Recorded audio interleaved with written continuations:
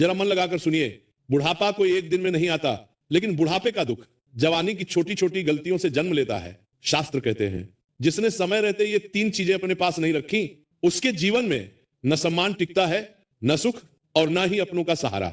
आज वही व्यक्ति जिसकी जवानी में सब इज्जत करते थे, बुढ़ापे में एक कोने में चुप बैठा रह जाता है। अब आगे जो मैं बताने जा रहा हूं वो कोई कहानी नहीं, बल्कि जीवन का ऐसा सत्य है जिसे जिसने भी अपनाया उसका बुढ़ापा आशीर्वाद बन गया। तो मन को शांत करके सुनिए, क्योंकि ये 3 चीजें आज संभाल ली तो बुढ़ापे में सम्मान, सुख और शांति तीनों आपके कदम चूमेंगे। तो प्रेम से बोलिए जय श्री कृष्णा। और इस पावन कथा को अंत तक ध्यान से सुनिए। गांव का नाम था देवपुर। कच्ची गलियां, पीपल की घनी छांव और चौपाल पर बैठते हुए लोग, जिनकी बातों में भी मिट्टी की सौंधी महक होती थी। उन दिनों न घड़ी की इतनी हड़बड़ी थी, न मोबाइल की खनक, फिर भी इंसान की सबसे बड़ी दौड़ वही थी, इज्जत की दौड़। देवपुर में एक बुजुर्ग रहते थे, धनीराम सेठ नाम से सेठ थे, पर अब सेठ सिर्फ पुरानी यादों में रह गया था। जवानी में उनका व्यापार दूर दूर तक चलता था। बैलगाड़ियों में अनाज, कपड़ा, गुड़ सब कुछ आता जाता। लोग सलाम करते, चौपाल पर कुर्सी उनके लिए खाली रखी जाती। पर समय ने पलटा खाया। अब उनकी कमर झुक गई थी, आंखें कमजोर, और घर में बहू बेटे की अपनी अपनी खींचतान। धनीराम सेठ के पास धन तो बचा था, मगर चेहरे पर चैन नहीं बचा था। घर में बैठे बैठे उन्हें लगता जैसे उनकी आवाज अब दीवारों से टकराकर लौट आती है, किसी के दिल तक पहुंचती ही नहीं। एक शाम की बात है, ठंडी हवा चल रही थी। पीपल के नीचे चौपाल पर गांव के बुजुर्ग जमा थे। वहां गिरधारी पंडित भी थे, जिनकी उम्र तो धनीराम सेठ से भी ज्यादा थी, मगर चेहरे पर ऐसी चमक जैसे अंदर कोई दीपक जलता हो। गांव के बच्चे भी उनकी गोद में बैठ जाते, बहुएं भी आदर से पानी रख जाती, और जवान भी उनके सामने ऊंची आवाज में बात नहीं करते। धनीराम सेठ ने मन ही मन एक टीस महसूस की। उन्हें लगा ये पंडित जी मेरे जितने ही बूढ़े हैं, फिर इन्हें इतना सम्मान क्यों, और मुझे मेरे अपने घर में ही कोई पूछता नहीं। धनीराम सेठ ने उसी वक्त पंडित जी से कहा, पंडित जी एक बात बताइए, बुढ़ापे में आदमी को सुख और सम्मान दोनों कैसे मिलता है? मैं तो सब कुछ कमाकर भी खाली रह गया। गिरधारी पंडित ने धनीराम की ओर देखा। उनकी आंखों में तंज नहीं था, बस अनुभव था। उन्होंने धीरे से कहा, सेठ जी, सुख और सम्मान बुढ़ापे में नहीं कमाया जाता, वो तो जवानी में बोया जाता है। बुढ़ापा सिर्फ फसल काटने का समय है। धनीराम सेठ ने बेचैनी में पूछा, तो फिर बोना क्या चाहिए था? पंडित जी ने पीपल की जड़ की ओर इशारा किया। देखिए, इस पेड़ को, इसकी जड़ें जितनी मजबूत, पेड़ उतना स्थिर। इंसान की भी 3 जड़ें होती हैं। जो ये 3 चीजें अपने पास रख ले, बुढ़ापे में उसे कोई हिला नहीं सकता, ना घर, ना दुनिया, ना समय। धनीराम सेठ जैसे चौकन्ने हो गए। कौन सी 3 चीजें? पंडित जी ने उंगलियां गिननी शुरू की, धीरे, बिल्कुल वैसे जैसे कहानी खोली जाती है। पहली अच्छा नाम, दूसरी अपना हुनर, तीसरी अपना सच्चा साथी। यानी ऐसा संबंध जो स्वार्थ से नहीं, अपनेपन से चलता हो। धनीराम सेठ ने हंसकर कहा, पंडित जी, नाम तो मेरा भी है, लोग जानते हैं मुझे। पंडित जी ने सिर हिलाया। लोग जानना और लोग मानना 2 अलग बातें हैं सेठ जी।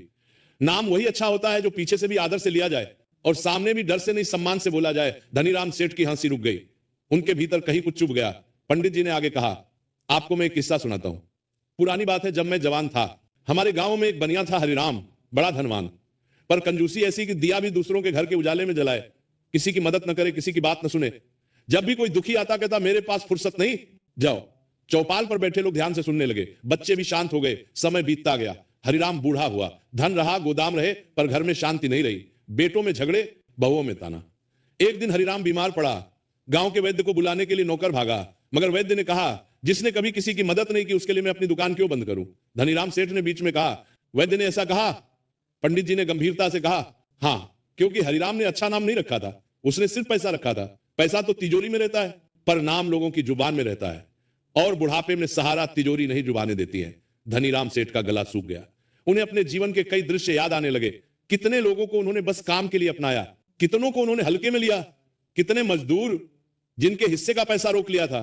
पंडित जी ने दूसरा उंगली उठाई, दूसरी चीज हुनर। बूढ़े होने पर सबसे पहले आदमी की ताकत जाती है, फिर उसकी हैसियत। पर अगर आदमी के हाथ में हुनर हो तो वो किसी पर बोझ नहीं बनता।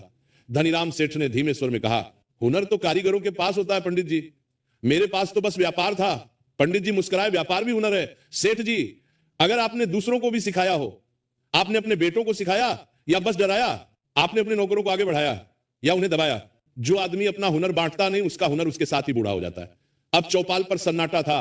धनीराम सेठ की आंखें नीचे झुक गईं। उन्हें याद आया, उनका बड़ा बेटा कहता था, बाबूजी मुझे हिसाब किताब सिखा दीजिए, और वे टाल देते थे, अभी बच्चे हो, बाद में कभी आया ही नहीं। पंडित जी ने तीसरी उंगली उठाई। तीसरी चीज सच्चा साथी। ये जरूरी नहीं कि वो पत्नी हो, भाई हो, बेटा ही हो। सच्चा साथी वह है जो आपके बुढ़ापे में आपकी बात सुने, आपके डर को समझे और आपको अकेला न महसूस होने दे। धनीराम सेठ ने एक लंबी सांस ली। मेरे घर में तो लोग हैं, फिर भी मैं अकेला हूं। पंडित जी बोले, क्योंकि घर में लोग होना और दिल में जगह होना दो अलग बातें हैं। आपने जिंदगी भर रिश्तों को आदेश से चलाया, अपनापन से नहीं। अब बुढ़ापे में आदेश नहीं चलता। सेठ जी सिर्फ अपनापन चलता है। धनीराम सेठ के होंठ काम गए। शायद पहली बार उन्हें अपने भीतर की सच्चाई का स्वाद कड़वा लगा। उसी वक्त चौपाल के कोने से एक आवाज आई। ये गांव का पोस्टमैन मंगतराम था, जो हाँफता हुआ आया और बोला, सेठ जी आपके शहर वाले बेटे का खत आया। धनीराम सेठ ने कांपते हाथों से खत लिया। ऊपर लिखा था जरूरी बात। धनीराम सेठ ने कांपते हाथों से खत लिया। उनकी धड़कन तेज हो गई। उन्होंने खत खोला और पढ़ते पढ़ते उनका चेहरा पीला पड़ गया। गिरधारी पंडित ने पूछा, क्या लिखा है? धनीराम सेठ ने भारी आवाज में कहा, लिखा है वो शहर में कर्ज में डूब गया है और वो चाहता है कि मैं खेत बेच दूं जल्दी, नहीं तो वो वापस गांव नहीं आ पाएगा। चौपाल पर जैसे हवा भी रुक गई। धनीराम सेठ का हाथ कांप रहा था और उसी पल उन्हें पंडित जी की तीन बातें, अच्छा नाम, हुनर, सच्चा साथी, तीनों एक साथ याद आ गई। धनीराम सेठ ने धीरे से कहा, पंडित जी अब बताइए, इतने साल बाद मैं ये तीन चीजें कैसे रखूं, कैसे बचाऊं, कैसे बनाऊं? गिरधारी पंडित ने धनीराम सेठ की आंखों में देखा और बोले, सेठ जी शुरुआत आज से होगी, लेकिन आज जो फैसला आप लेंगे वही तय करेगा कि आपका बुढ़ापा सम्मान पाएगा या अपमान। धनीराम सेठ ने खत को फिर देखा। खेत बेच दें या बेटे को मना कर दें या कोई तीसरा रास्ता जो उनके टूटे रिश्तों को भी जोड़ दे और उनके नाम को भी बचा ले? पीपल के पत्ते सरसराए जैसे समय खुद कह रहा हो, अब बोलो सेठ क्या करोगे? धनीराम सेठ देर तक खत को देखते रहे। फिर उन्होंने उसे मोड़कर अपनी धोती के पल्लू में रखा और बिना किसी को जवाब दिए घर की ओर चल दिए। रास्ते भर उनके कानों में गिरधारी पंडित के शब्द गूंजते रहे, बुढ़ापा सम्मान से कटेगा या अपमान से, ये आज के फैसले से तय होगा। घर पहुंचे तो आंगन में बहू चूल्हे पर रोटी सेंक रही थी। धनीराम ने पानी मांगा। बहू ने बिना देखे लोटा बढ़ा दिया जैसे कोई औपचारिकता निभा रही हो। धनीराम ने पानी पिया और पहली बार नरमी से कहा, बहू थक जाती होगी, आज मैं खुद कुएं से पानी भर लाऊंगा। बहू चौंककर उनकी तरफ देखने लगी जैसे उसने गलत सुन लिया हो। उसी समय छोटा पोता मिट्टी में खेलता हुआ आया। धनीराम ने उसे पास बुलाया, सिर पर हाथ रखा और बोले, कल से तू मेरे साथ बैठा करेगा, मैं तुझे हिसाब लिखना सिखाऊंगा। बहू की आंखों में थोड़ा सा भाव बदल गया। घर का माहौल जैसे पहली बार कुछ हल्का हुआ। धनीराम फिर अंदर गए। उन्होंने संदूक खोला, पुराने कागज, बही खाते और एक थैली में कुछ सिक्के। उन्होंने कागजों को देखकर मन ही मन फैसला कर लिया, खेत एकदम नहीं बिकेंगे। अगर बेटे को बचाना है तो ऐसा रास्ता चाहिए जिसमें नाम भी बचे और घर भी न टूटे। वे सीधे चौपाल गए। गिरधारी पंडित वहीं बैठे थे। धनीराम ने उनके चरण छुए और बोले, पंडित जी मैंने सोचा है मैं खेत बेचकर बेटे को पैसा भेज दूं तो लोग कहेंगे सेठ डर गया, और मैं न भेजूं तो मेरा बेटा टूट जाएगा। बताइए बीच का रास्ता क्या है? पंडित जी ने शांत स्वर में कहा, बीच का रास्ता वही है जो आपकी तीन जड़ों को मजबूत करे। अपने नाम के लिए सच बोलिए, अपने हुनर के लिए जिम्मेदारी लीजिए और अपने संबंध के लिए अहंकार छोड़िए। धनीराम ने गांव के पंचों को बुलाया। सब इकट्ठा हुए तो धनीराम ने साफ कहा, मेरा बेटा कर्ज में फंस गया है। मैं खेत नहीं बेच रहा, पर अपनी दुकान का पुराना बकाया जो लोगों का मेरे ऊपर निकलता है पहले वो चुकाऊंगा। फिर गांव के दो ईमानदार लोगों के साथ शहर जाकर बेटे का हिसाब देखूंगा। अगर कर्ज सही हुआ तो मैं अपनी दुकान की आधी हिस्सेदारी गिरवी रखकर उसे संभालूंगा, पर खेत और घर की जड़ नहीं काटूंगा। पहली सीख, सिर्फ पैसा नहीं, अच्छा नाम कमाइए। लोगों का हक समय पर देना, सच बोलना और मदद करना, यही बुढ़ापे में असली इज्जत बनता है।